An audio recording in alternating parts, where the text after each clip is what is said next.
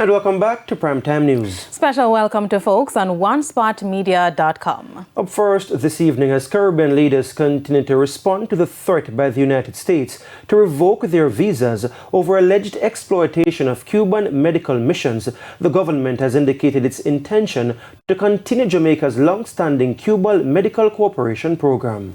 The government said in its review of the program, it has not found any evidence that it involves human trafficking. Details in this report. Caribbean prime ministers have been vocal about their position on the alleged exploitation of Cuban medical missions. This was President of the St. Vincent and the Grenadines, Ralph Gonsalves, at a meeting in Portland recently. Does anybody expect that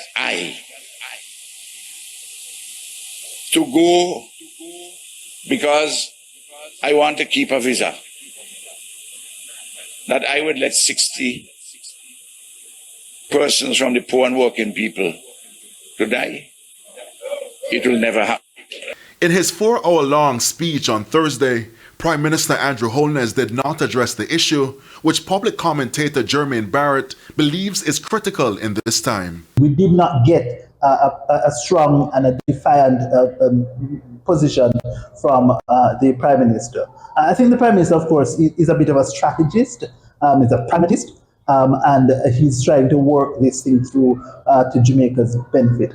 The government's position came on Thursday, but not from Prime Minister Holness. Instead, Foreign Affairs Minister Kamina Johnson-Smith. Our structured process of review and engagement is progressing well, and we remain confident in the integrity of this program.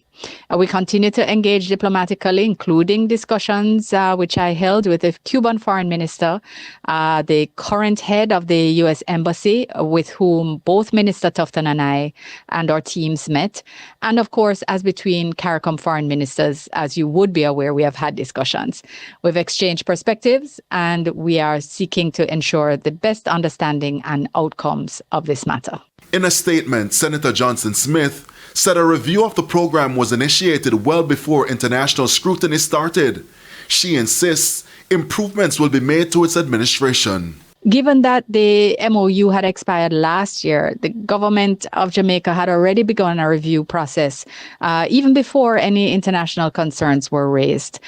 So while we have identified a few areas for alignment with our own overseas labor programs and how they are administered, we are confident that the Cuban program is a legitimate bilateral cooperation program, not an example of trafficking.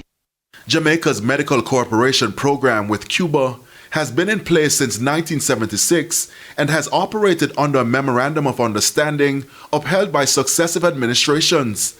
More than 400 Cuban nurses and doctors are working on the island. Anthony Lugg, TVJ News. And just to note that Dr.